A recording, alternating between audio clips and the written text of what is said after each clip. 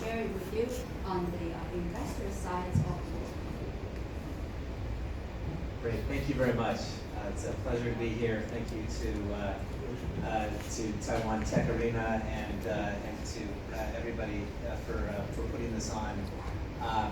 Yes, my name is Ken Pentoanzi. I'm a principal and European manager for Paladin Capital Group.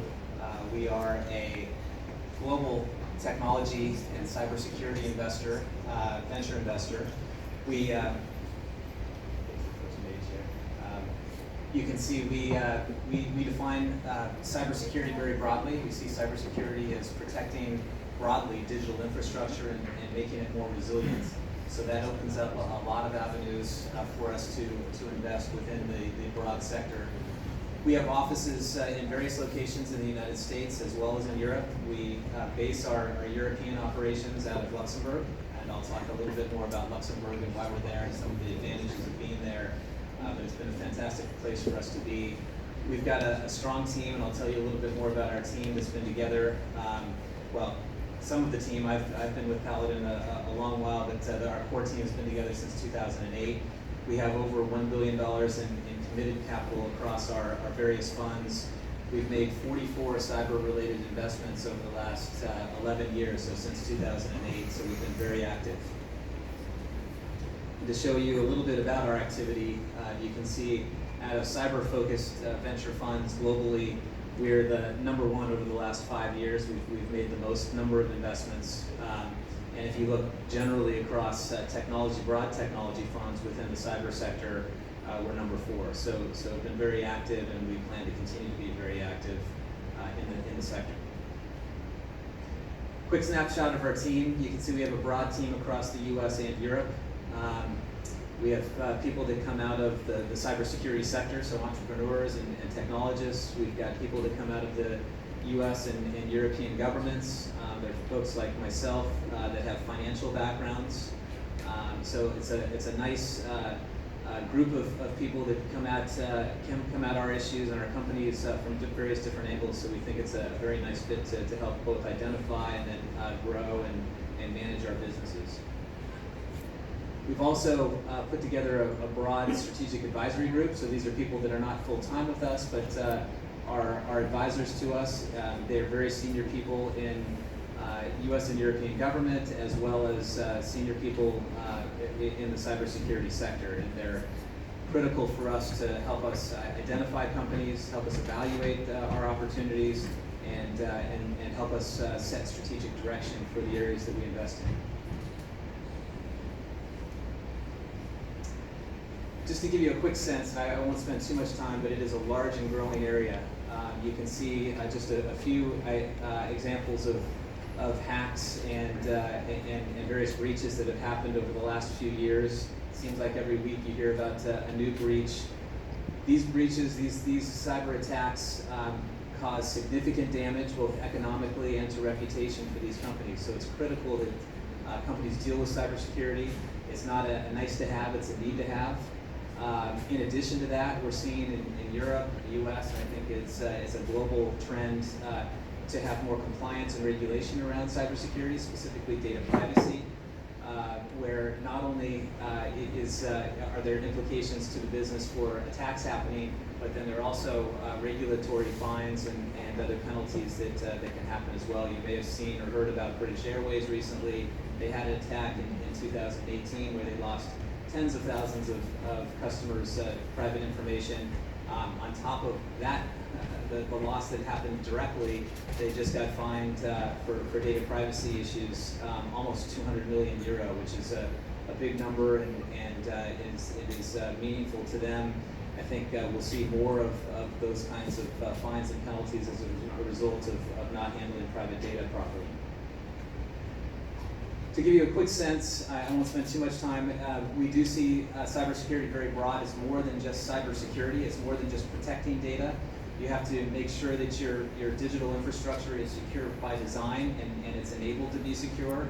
You also have to be able to manage, monitor, and predict your cybersecurity digital infrastructure.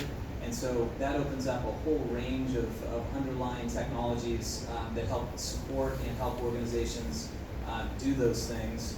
Many of these technologies, these core underlying technologies are in their infancy, but they're allowing organizations to do many more exciting things to help better protect and secure their businesses. Quickly, this is a snapshot of just the most recent 19 investments that we've made. These companies are all headquartered or primary operations in the US or Europe, but we'd be very excited to find companies here in Taiwan that would be interested in expanding into Europe and hopefully Luxembourg. We actually moved CyberHedge in the bottom left corner as a company that is part of our investment, moved their headquarters to Luxembourg, moved all of their IP, have started to grow their business there. It's been a very successful situation for them, and we think that there'll hopefully be many more opportunities like that. Quickly, we are a very active investor, so we don't replace the incubators and accelerators like yourself, but once we make an investment, we like to bring as much of our network to the table to help our companies. We help introduce them to customers, partners. We help them try to identify and attract key management team members as they grow. We obviously bring capital, but not just our capital. We bring capital partners to the table, and then we try to leverage our experience, our almost 20 years of experience in investing to our companies as they grow. Just quickly, the way we see ourselves as differentiated, we have expertise, so we focus in and around cybersecurity. We're not just a broad tech fund, proven track record. We have a global reach with our offices in US and Europe. And then we also bring a security services heritage, so we have people that come out of the government arena as well as the private sector, and we think that offers a nice evaluation, a nice perspective for our companies as they look to enter into both of those markets. With that, Peggy, there's a video that I would like to play if we could play it. And just before we play it, to give you a little bit of a background, this is an event that Paladin we put on along with the help of the Luxembourg Ministry of Economy and the Luxembourg Cybersecurity Competence Center. So it's a new center that opened up in 2018 in Luxembourg. We put on a cybersecurity workshop for CEOs and board members of local organizations to help them better understand their cybersecurity exposures, what kinds of things they should be thinking about relative to cybersecurity. And we brought in our founding partner, we brought in a number of our advisors, and a couple of our CEOs of companies that you'll all see highlighted here for a half-day event. And it was, we think, very well received, and it's something that we plan to do going forward. So just it'll give you a quick snapshot of us and how we're thinking about cybersecurity.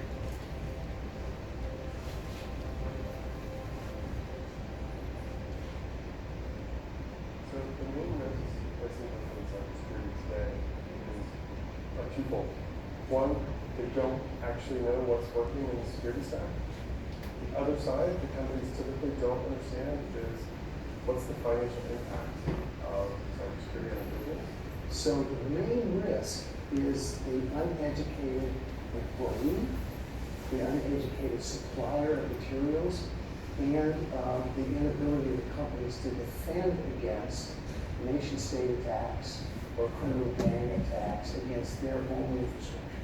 And they have to be able to deal with the constant evolution of technology, the lack of personnel with the expertise and experience to deal with those new technologies, and at the same time be competitive. The thing that we have to think about is that in 2016, NATO declared cyberspace as an environment and acknowledged that the battles of the future would take place on land, sea and air and on computer networks. Industry has to also consider the impact of this ecosystem on their business.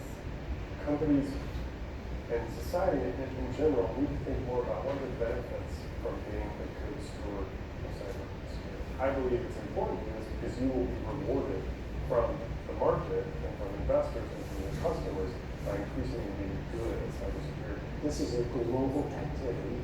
We must have a partnership between the government and the commercial interest in order to find the best solutions to thwart the cyber attacks against our countries.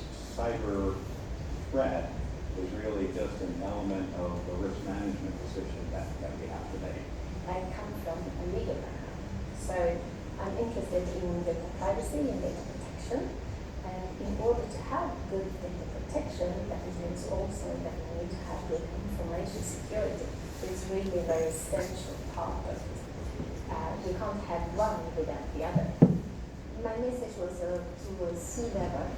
It's important to have very good experts and also to have a good perspective about cybersecurity. There should be someone out there in the organization, in the various departments, that understand data privacy and drives data privacy.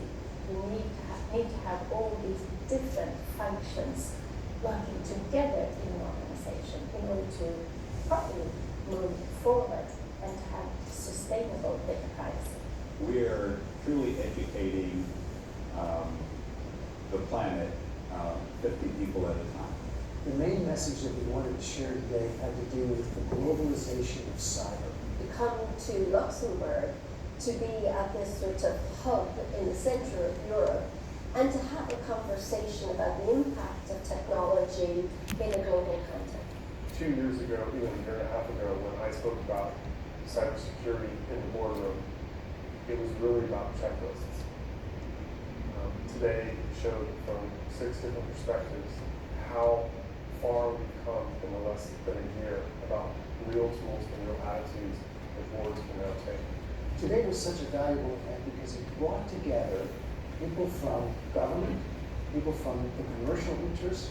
It brought together people from the investment community who came together to discuss what the critical issues would be, how to finance the technologies that would solve those issues, while at the same time determining what solutions needed to be made available in order to meet the threats against our societies.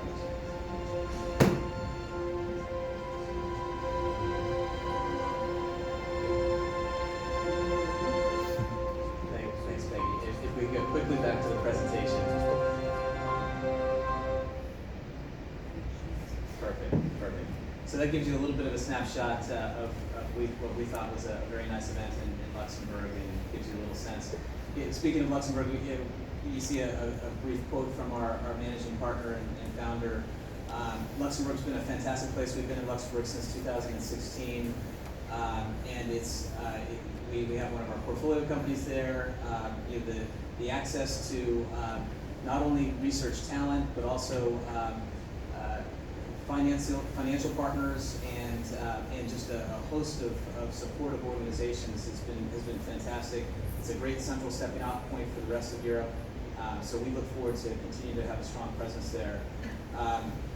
You can see that we've also been involved in a number of the other activities, not only the cyber workshop that we recently did.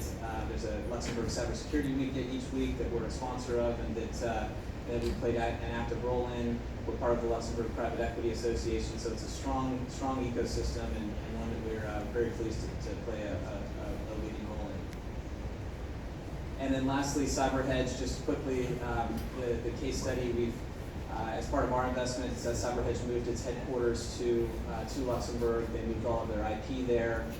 They started to build a team there, have leased office space, and will continue to grow there. We also brought Luxembourg Future Fund as a partner. It's a Luxembourg government financial support organization. They've invested in the company with us, and so it's been a great partnership, a great experience so far. And as I say, we're hopeful to bring in other companies from outside of Europe into Luxembourg and have similar success. So thank you very much for the time, and we look forward to meeting you and your companies and hopefully figuring out ways to work together to bring them to Europe and Luxembourg.